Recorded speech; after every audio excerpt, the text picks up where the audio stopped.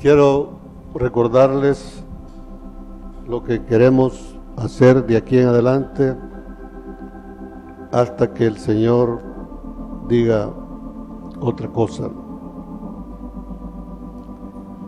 La idea básica es que aprendamos a estudiar la Biblia.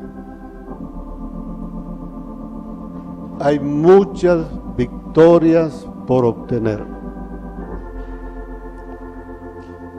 pero para poder ganar esas victorias necesitamos estudiar la Biblia. La sabiduría de Dios nos dará gracia para hacerlo. Lo primero que queremos hacer es estudiar qué es la Biblia. O sea, dentro de él, el tema de aprender a estudiar la Biblia, que sepamos qué es la Biblia, ¿no? ¿Por qué existe? ¿Para qué sirve la Biblia? Vamos a estar estudiando temas básicos que aparecen en la Escritura. Y cuando estemos estudiando un tema, vamos a aprovechar algunos versículos para que pongamos ojo en el lenguaje y vayamos aprendiendo el lenguaje de Dios. También la idea es que aprovechemos algunas citas para poder ver cosas que no están escritas así directamente, pero que ahí hay un mensaje escondido. Si vamos a Mateo capítulo 9, 14 y 15. Entonces vinieron a él los discípulos de Juan diciendo: ¿por qué nosotros y los fariseos ayunamos muchas veces y tus discípulos no ayunan? Fíjense. Fíjense la pregunta: ¿por qué nosotros y los fariseos ayunamos? Es una conducta de los fariseos. Muchas veces, y tus discípulos no ayunan. Jesús les dijo: ¿acaso pueden los que están de bodas tener luto entre tanto que el esposo está con ellos? Pero vendrán días cuando el esposo les será quitado y entonces ayunarán. ¿Qué es lo que está diciéndole Jesús a los discípulos de Juan? Que él en ese momento está celebrando un matrimonio con un remanente. Fíjense bien: ¿acaso pueden los que están de bodas? Eso significa que hay un casamiento. ¿Pero con quiénes? Con unos poquitos, no con los fariseos. Pero a ese grupo el esposo les será quitado porque se va a ir. Nosotros ahora no tenemos al esposo. Hoy tenemos que ayunar para que el esposo venga. Que va a haber otra boda. El principio es igual al fin. Entonces, así es que vamos a escudriñar la Escritura. Y lo puede hacer cada uno de nosotros. O sea, se trata de ver, o sea, no se trata de leer apresuradamente, de corrido. Cuando usted lee de corrido, solo cumple el requisito de leer, pero no se le queda absolutamente nada. Si se detiene y ve despacito las palabras, el Espíritu Santo le va a abrir la escritura, ¿no? Entonces podemos ver que cuando Él vino la primera vez, hubo una boda. Cuando Él venga la segunda vez, va a haber otra boda, porque el principio es igual al fin. Y otra cosa más, aquí el Señor Jesús está hablando de Juan el Bautista. O sea, Él se ha casado con Juan el Bautista, pero no vemos a Jesús y a Juan el Bautista ir con un cortejo de bodas hacia el altar y que alguien los case. O sea, la boda de Jesús con su pueblo, con sus hijos, no va a ser una ceremonia, una boda como la que vemos en lo natural. La idea de la boda es que él se va a reunir con su esposa para tener una relación íntima, una relación espiritual de amor, una cercanía, que podamos estar con Él, y el que llegue a ese nivel va a estar con Él eternamente. Si vamos a Apocalipsis 3:3, dice: acuérdate pues de lo que has recibido y oído, y guárdalo, y arrepiéntete, pues si no velas, vendré sobre ti como ladrón en la noche, y no sabrás a qué hora vendré sobre ti. Entonces, a raíz de este pensamiento, en la iglesia se enseña una doctrina. Y se dice literalmente que el Señor va a venir en la noche y que no nos vamos a dar cuenta de eso. Pero si usted lee detenidamente el versículo, no está diciendo eso. El mensaje escondido es que si usted está velando, se va a dar cuenta. Eso es lo que está diciendo.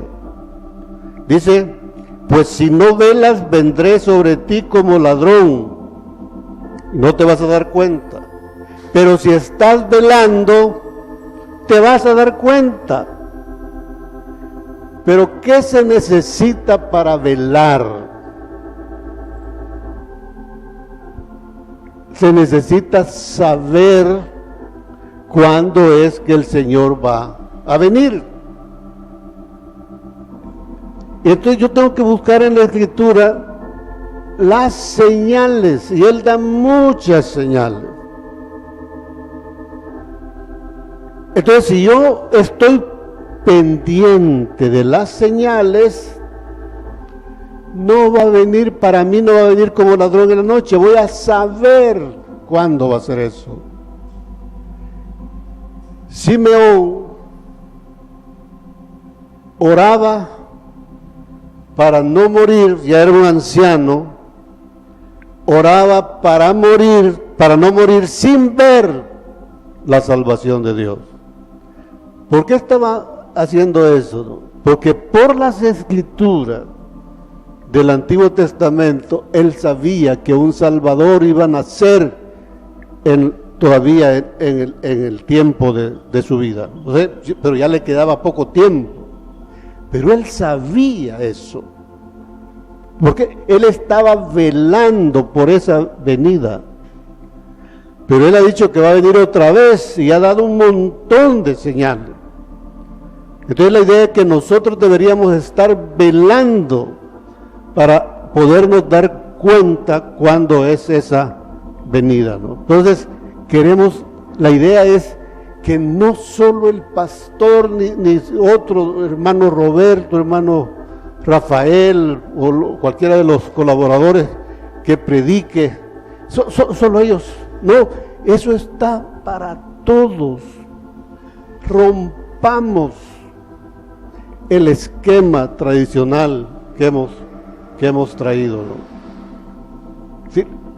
Que cada uno se diga a sí mismo: Dios me puede hablar a mí, Él dio la vida por cada uno de nosotros, y usted puede decir: gracias, Señor, tú moriste por mí. ¿Para qué murió Él? Para que lo conozcamos. Y entonces, si no lo hacemos, no hay manera, ¿no? Vamos a estar dando argumentos con la idea de motivarlos a estudiar la palabra. O sea, bueno, la idea es esa, ¿no? Que, ¿y eso cómo es? Entonces, yo quiero saber, esa es la idea. El primer argumento que comenzamos a estudiar el domingo pasado es saber que la Biblia es la historia de dos pueblos. Ahí nos quedamos. Alguien puede decir: ¿y a mí para qué me sirve saber que la Biblia es la historia de dos pueblos? Porque resulta que un pueblo es Israel natural y el otro pueblo es la iglesia. O sea, la Biblia es la historia del pueblo de Israel y la historia de la iglesia, que es la iglesia de lo que se conoce como el pueblo gentil. Y ojo, cuando hablamos del pueblo gentil, ahí estamos usted y yo. Entonces, si la Biblia narra la historia del pueblo gentil, resulta que está narrando mi historia. Y ojo, eso debería de interesarnos. Estamos hablando de la historia en términos espirituales de nuestra alma.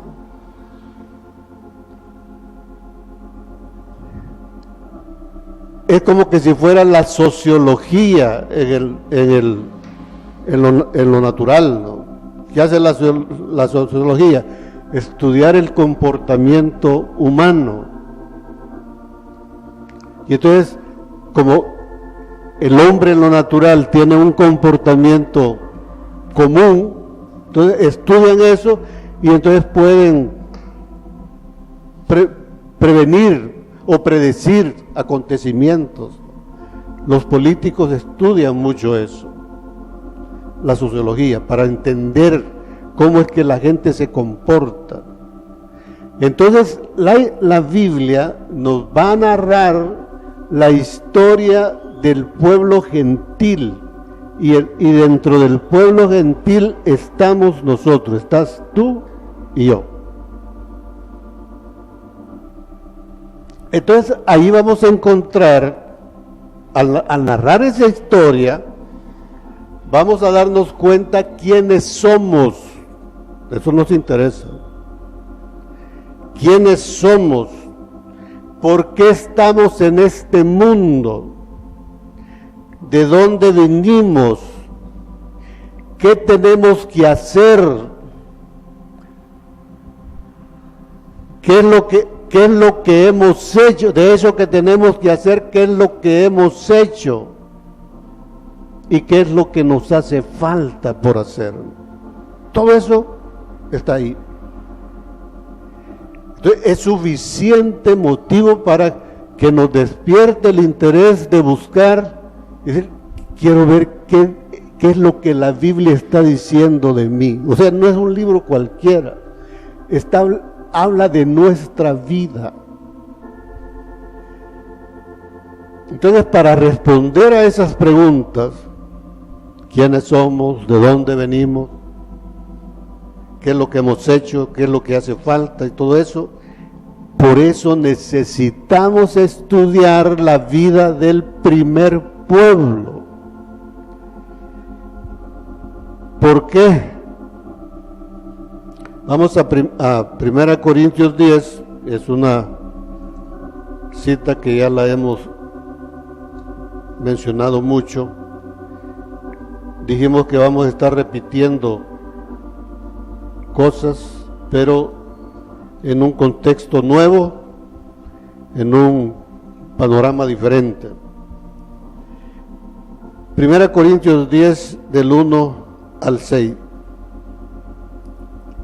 Dice: porque no quiero, hermanos, que ignoréis que nuestros padres todos estuvieron bajo la nube y todos pasaron el mar.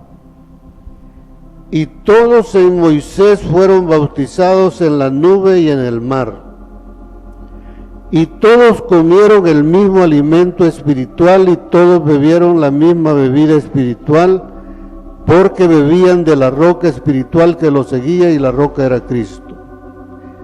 Pero de los más de ellos, eso debe darnos temor, de los más de ellos, solo un poco, porque no son solo dos, cuidado con eso, no son solo dos, los menores de 20 años también entraron, algunos, digamos, tal vez no todos, pero entraron.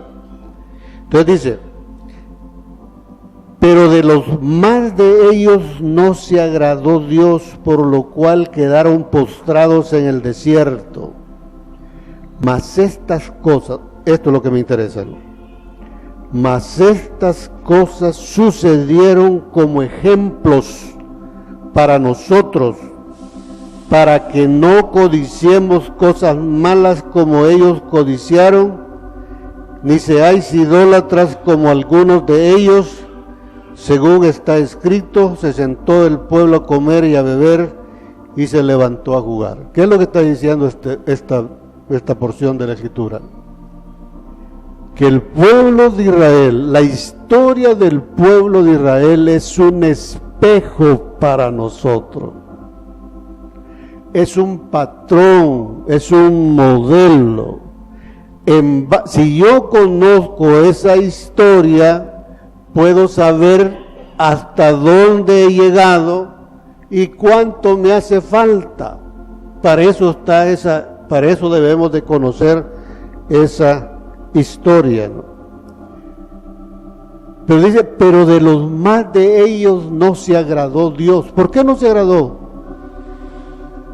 Porque ellos no quisieron nunca oír su voz.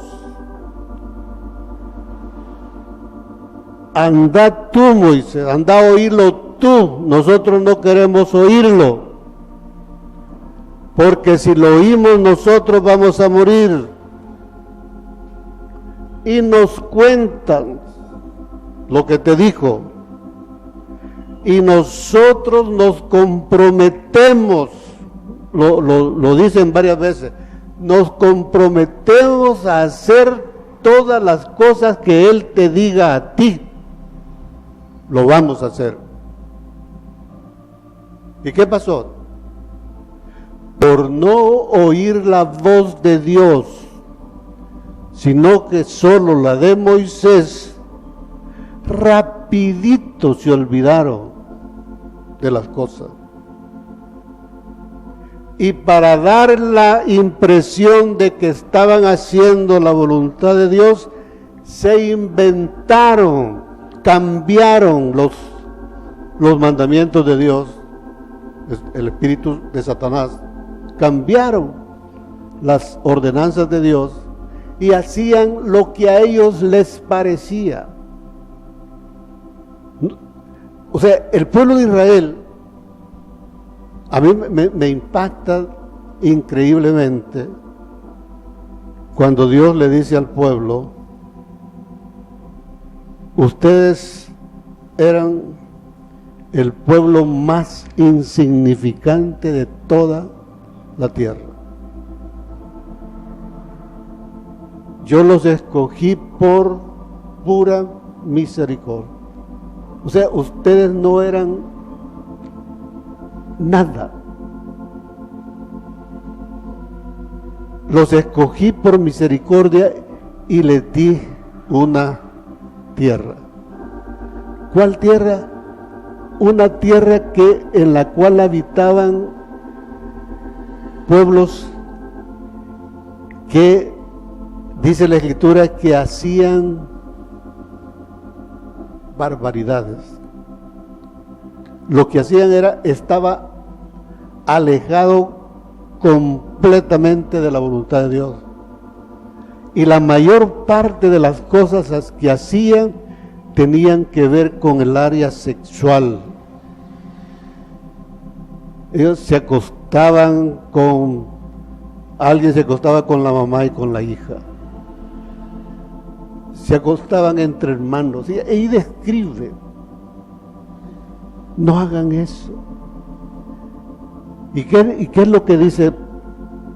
Por lo menos un par de veces lo he leído yo en la Escritura, que el pueblo de Israel llegó a hacer peores cosas que las que ellos hicieron. Y Dios los sacó a ellos de ahí por ser así, para poder meter a su pueblo. ¿Y qué hizo el pueblo? Hacer cosas peores. Hermanos, esa historia es un ejemplo, es un espejo para nosotros.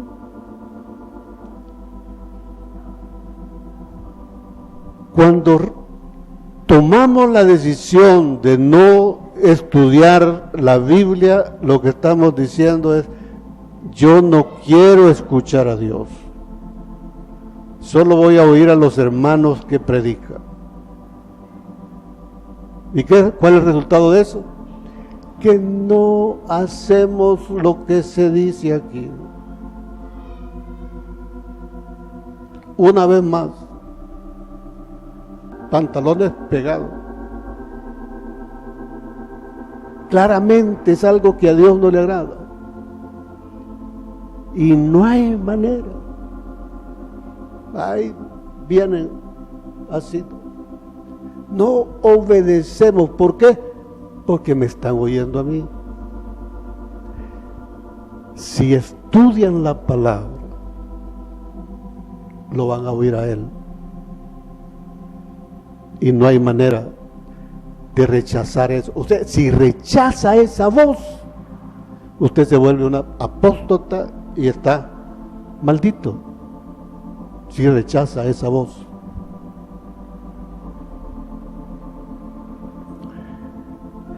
Recuerden que después del diluvio, del segundo diluvio que ha caído sobre la tierra, solo quedó Noé y su familia. De Noé salieron 3 hijos. Cam representa el atrio, Jafet el lugar santo y Sem el lugar santísimo. O sea, Noé es figura de Cristo y Cristo da a luz también 3 tipos de hijos: los que están en el lugar santo, santísimo, santo y el atrio. De esos 3 hijos, con ustedes, cada matrimonio comenzó a multiplicarse la gente sobre la tierra y comenzaron a poblar lo que hoy se conoce como el Medio Oriente y la parte de las costas del Mediterráneo, del mar Mediterráneo, y eso se fue regando y se fueron multiplicando. Pero ojo, en ningún momento, en todos esos pueblos, que por lo general cada hombre que fundaba una nación, que establecía una nación, una ciudad, a la ciudad le ponía su nombre. Pero en ningún caso se dio la situación de que hubiera una ciudad que se llamara Israel, ni una persona que se llamara Israel. O sea, Israel es un nombre de origen divino, concebido a nivel celestial por Dios, y Dios se lo dio a Jacob. ¿Qué significa eso? Dijimos que Israel significa el que lucha con Dios. La familia de Jacob, 4 esposas y 12 hijos, crecieron en Canaán. Estoy hablando en términos generales, ustedes lo conocen. Debido a una gran hambre que hubo en Canaán, tuvieron que ir a Egipto, porque allí había comida. Ustedes recuerdan la historia de José. Primero llegó José, y luego, por las gracias de Dios, José fue una persona importante en Egipto, y él, por medio de él, toda la descendencia de Jacob llegó a Egipto y comenzaron a multiplicarse con la anuencia del faraón. Pero cuando José murió y nacieron otros faraones, hubo un faraón que comenzó a ver, Dios mío, esta gente se va, está creciendo demasiado. Así como hizo Trump, como está haciendo Trump ahora, ¿verdad? O sea, eso no es nuevo eso. Se afligió el faraón. Él vio que el pueblo de Israel iba a sustituir a los egipcios. Entonces tomó la decisión de parar eso y los esclavizó por 400 años, ¿no? Hasta que apareció Moisés, de la tribu de Leví, hijo de Jacob. Entonces, fíjense, estas cosas uno las debe ir conociendo, estudiando. Al principio podría ser que no, y esto ¿para qué me sirve a mí? No, esa historia es un espejo para nosotros. Cuando aparece Moisés, ahí comienza la historia que nos va a servir a nosotros como espejo para nosotros.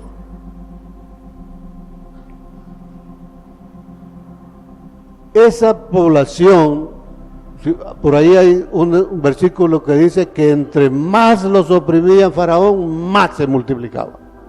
O sea, no le funcionó a Faraón la estrategia. Entre más los oprimía, más se multiplicaba. Y llegaron a ser por más o menos como 2 millones, es el cálculo más conocido. Vamos a Éxodo 4:22.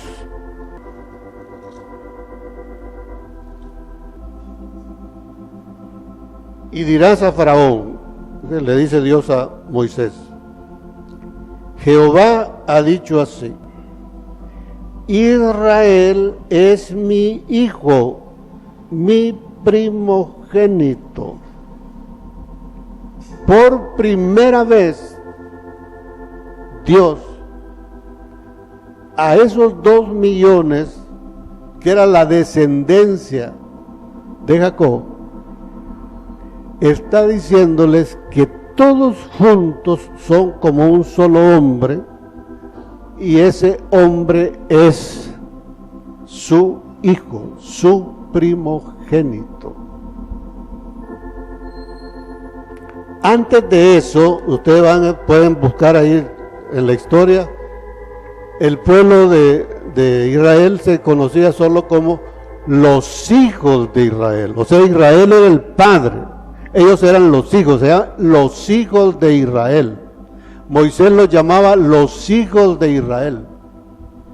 Pero a partir de ese momento, el nombre que tenía el padre le pasa, por orden de Dios, a toda su descendencia.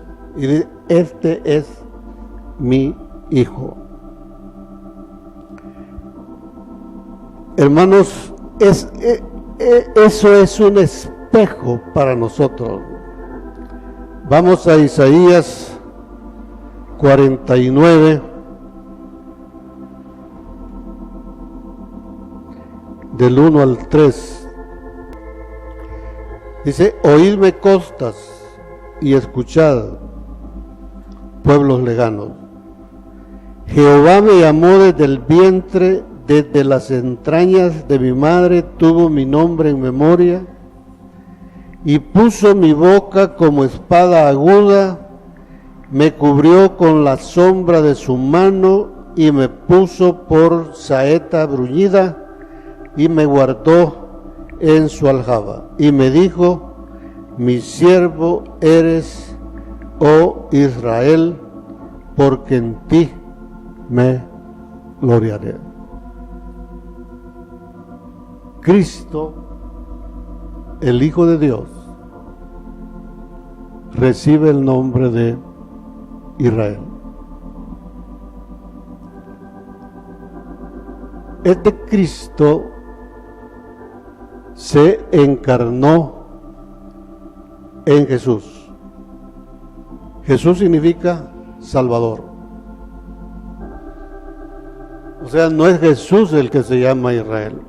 Cristo, uno de los nombres de Cristo es Israel. Pero Jesús fue hecho Cristo. Entonces, cuando Jesús es hecho Cristo, Él recibe el nombre de Israel.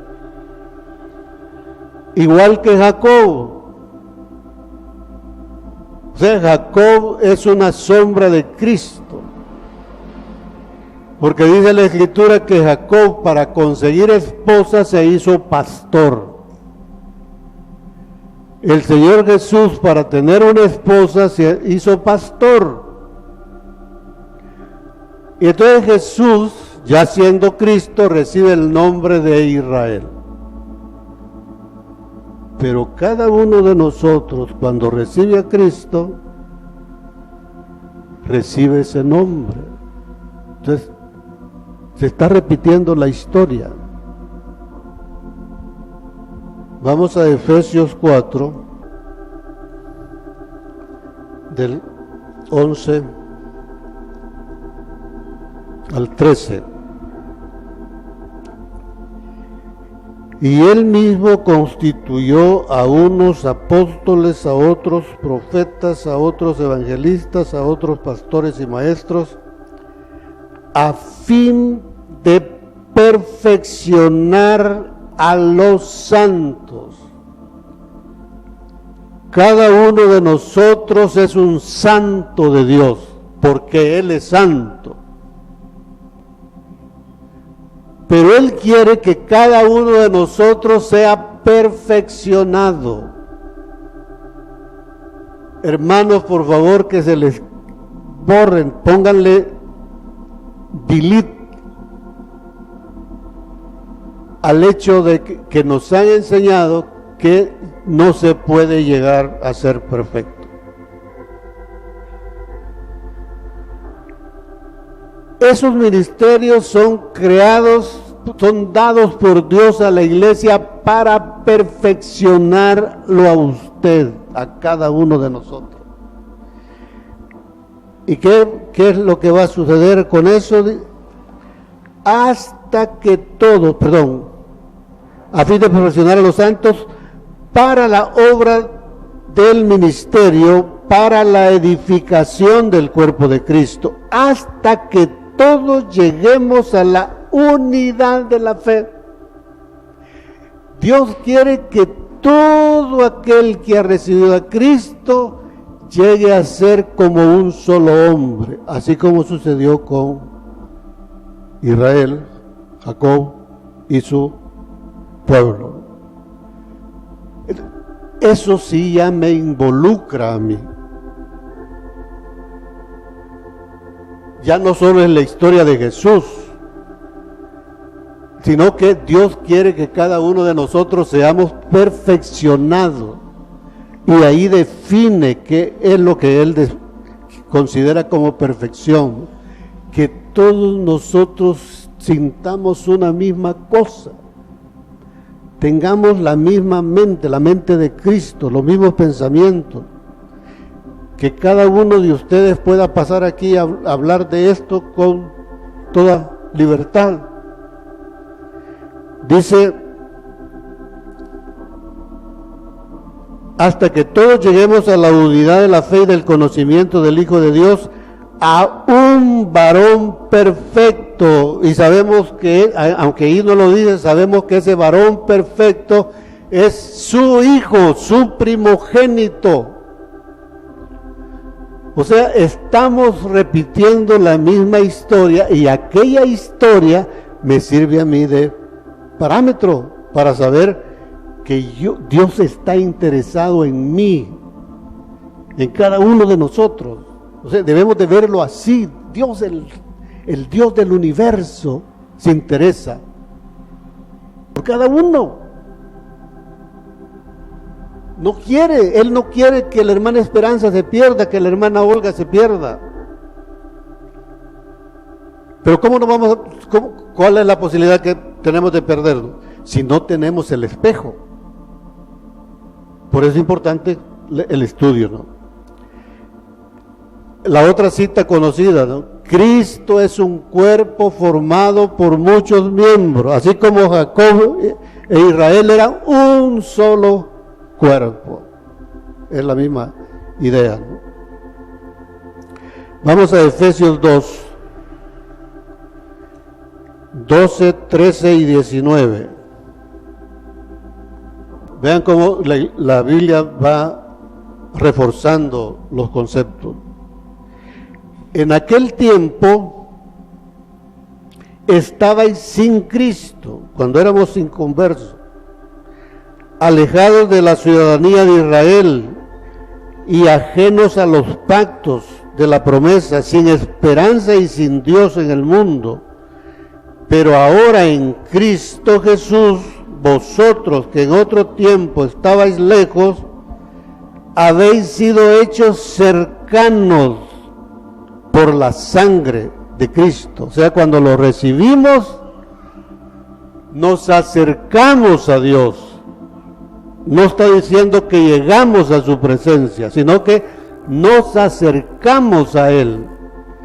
¿Y qué logramos con eso? En el 19 dice, así que ya no sois extranjeros, ya no sois gentiles, ni advenedizos, sino conciudadanos de los santos y miembros de la familia de Dios. ¡Ja! Hermanos, no somos cualquier cosa, pero eso no quiere decir que somos lo más grande, no.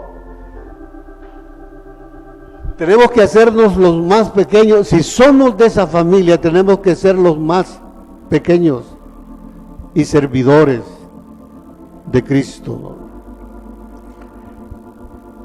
Entonces, ¿por qué es importante que tengamos ese nombre, el nombre de Israel? Vamos a Hebreos 8, del 8 al 10. Porque reprendiéndolos dice, he aquí vienen días, dice el Señor, en que estableceré con la casa de Israel y la casa de Judá un nuevo pacto, no como el pacto que hice con sus padres el día que los tomé de la mano para sacarlos de la tierra de Egipto, porque ellos no permanecieron en mi pacto, y yo me desentendí de ellos, dice el Señor, por lo cual es el pacto que haré con la casa de Israel. Por eso es importante, hermanos, que Dios nos ponga ese nombre en la frente, el nombre de Israel, porque Él va a hacer el nuevo pacto con la casa de Israel. Pero fíjense lo que dice, ¿no? Y ahí es donde uno debe leer despacito. Dice, no como el pacto que hice con sus padres el día que los saqué, estoy leyendo el versículo 9, no como el pacto que hice con sus padres el día que los tomé de la mano para sacarlos de la tierra de Egipto. Cuando se lee eso, la iglesia dice, el antiguo pacto no sirve. Esa es la conclusión que es. Y no leemos detenidamente la siguiente frase, porque ellos no permanecieron en mi pacto. Para poder participar del nuevo pacto, tenemos que participar del primer pacto. Nadie puede entrar al nuevo pacto si no participa del nuevo pacto, que es el pacto del monte Sinaí. O sea, nadie puede llegar al monte de Sión si no pasa por el monte Sinaí, ¿no? Entonces, hermanos, no se trata de que sepamos que al que venciere, Dios le pondrá ese nombre en la frente. No se trata de eso. Se trata de que yo sea el vencedor. Hay muchas victorias que conquistar adelante, ¿no? Entonces, hermanos, vamos a ir terminando con esto.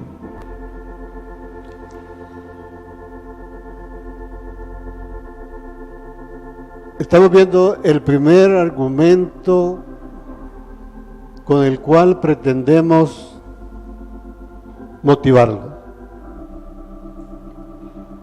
para estudiar la palabra. ¿Por qué?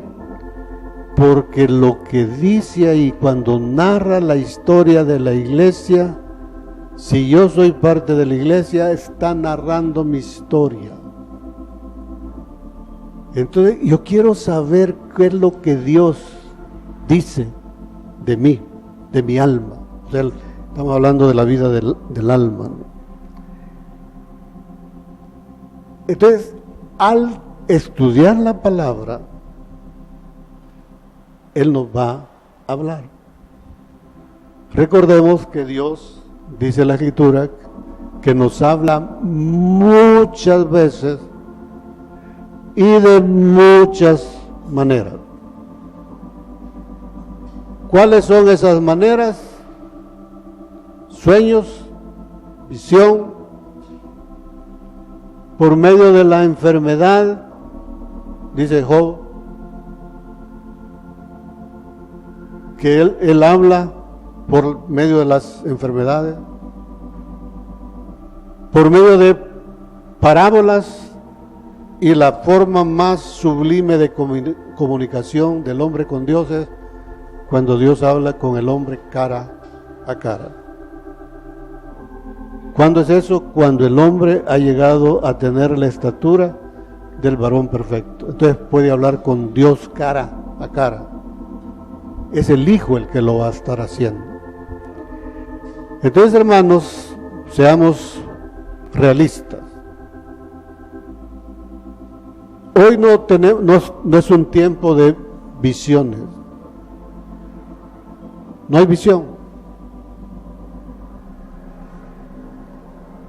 O sea, cuando la visión es de Dios, no tenemos que andar preguntando, ¿será esto de Dios?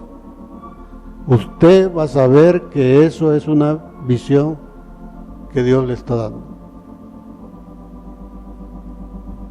No es por sueños. Hermanos, a veces yo tengo algún problema que resolver aquí en la iglesia, tomar alguna decisión. Señor, háblame. Esta noche, dame un sueño y dame la respuesta. nada.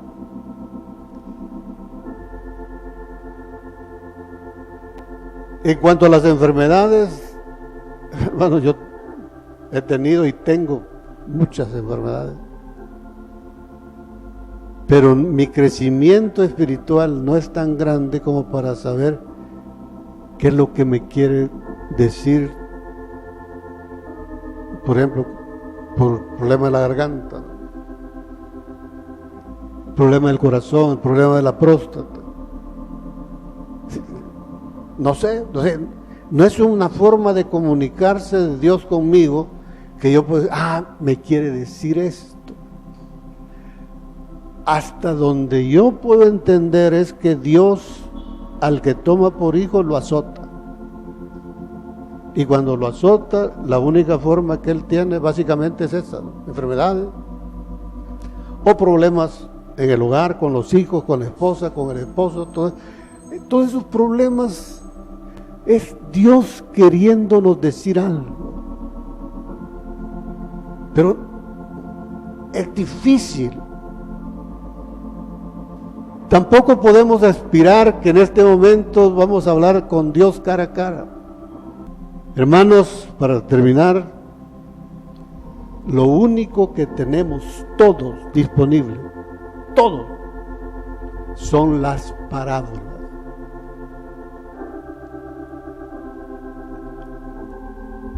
Ahorita acabo de mencionarles una parábola.